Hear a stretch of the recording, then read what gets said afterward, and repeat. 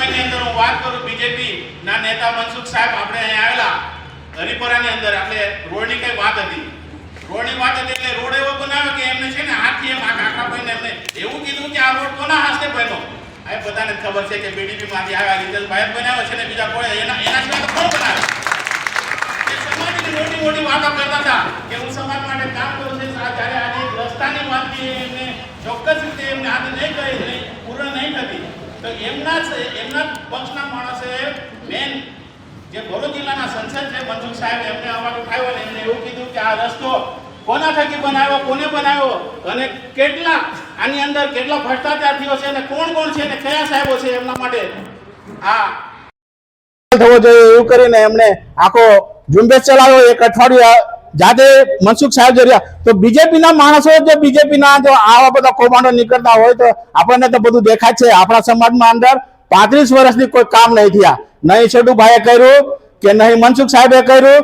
અને તમે જુઓ અત્યારે રીતેશભાઈ આવેલા છે બીજેપી માં તો એ છે ને બીડીપી માંથી એમને ખબર છે કે કરપ્શન કેવી રીતે કરવાનું, કોને દબાવો છે. એમને 15 વર્ષ તાલુકા પંચાયતમાં એમને યાદ કરેલું છે તો પછી એ કરપ્શન ના કરે તો કેમ ના કહે કે કોણ કે નહીં કરતા. પહેલા 20% કરપ્શન હતું તાલુકાની અંદર, આજે 35 થી 40% કરપ્શન થાય છે રીતેશની અંદર, રીતેશ ધારાસભ્યના વિધાનસભાની અંદર. એક પણ માણસ એવું કે આ રાજન બોલે છે ખોટી છે તો કોઈ પણ સરપંચને તમે પૂછો, કોઈ આગેવાન હોય તેમને પૂછો કે કોઈ પંચાયતમાં ચૂંટેલા હોય તેમને પૂછો કે તાલુકામાં કોઈ ચૂંટેલા એમને પૂછો. ભ્રષ્ટાચાર તો થાય છે ને થાય છે, નહીં થતું એવું આ પ્રશ્ન જ નથી. પણ આપણા સમાજ કેમ જાગૃત નહીં થતો કે આપણને જે આગેવાનો મહિલા તે બધાને જ ખબર છે કે અમે તમારા હાથે છીએ, અમે તમારા કામ કરીશું, પણ કોઈ આજ સુધી કામ નહીં કર્યું.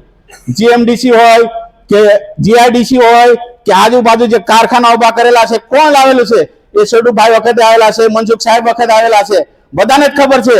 ને આજે પણ ત્યાં જમલાની અંદર જીએમડીસી આવેલી છે, ત્યાં છોટુભાઈ નો છોકરો મહેશ વસાવા એવું કે તમે મને સપોર્ટ કરો, હું જીએમડીસી ને હટાય.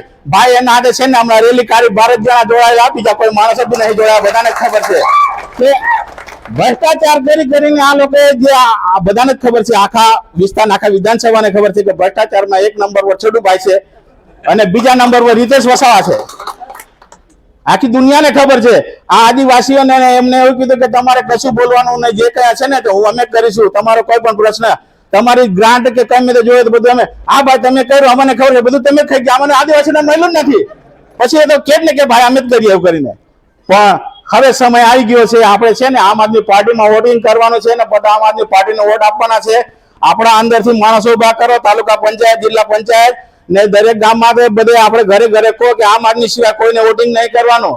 કેમ કે ચૈતરભાઈ આપણા માટે લડે છે અને જેલમાં પણ જાય છે અને સમાજ માટે લડે છે. આજે ભલે ગમે તે બી હોય પણ એમને એક જ વાત કરી કે મારો સમાજ ને મારા સમાજ માટે લડીશું ને. અને એને છે ને જાહેર કરીને આ બતાવી દીધું લોકો સામે કે એને 2-3 વખત જેલમાં પણ લઈ ગયા, પણ એમને કહી દીધું કે ભાઈ હું મારા સમાજ માટે લડીશ, તમારે જે કઈ કરવું હોય તમે કરો, પણ હું કઈ બીતો નથી. અને આ પ્રશ્ન આપણા ચૈતરભાઈ આપણા સમાજ માટે, આખા સમાજ માટે જે કચરાયેલા લોકો છે તે બધા જ સમાજ માટે, ભલે પટેલ હોય કે વસાવા હોય કે પછી કોઈ પણ જાતિના હોય, મુસલમાન હોય કે ગમે તે, પણ કોઈ પણ માણસને તકલીફ પડે છે ચૈતરભાઈ ઉભા થઈ જાય કે ભાઈ કશો તમારે બીવાની કઈ જરૂર નથી, હું છું, હું તમારા માટે લડીશ. તો આપણે બધાએ એક જ ચાલે, ચૈતરભાઈ ચાલે ને ચૈતરભાઈને જ વોટિંગ કરવાનું છે, એના સિવાય આપણે કોઈને વોટિંગ નહીં કરવાનું. જય હિન્દ, જય ભારત.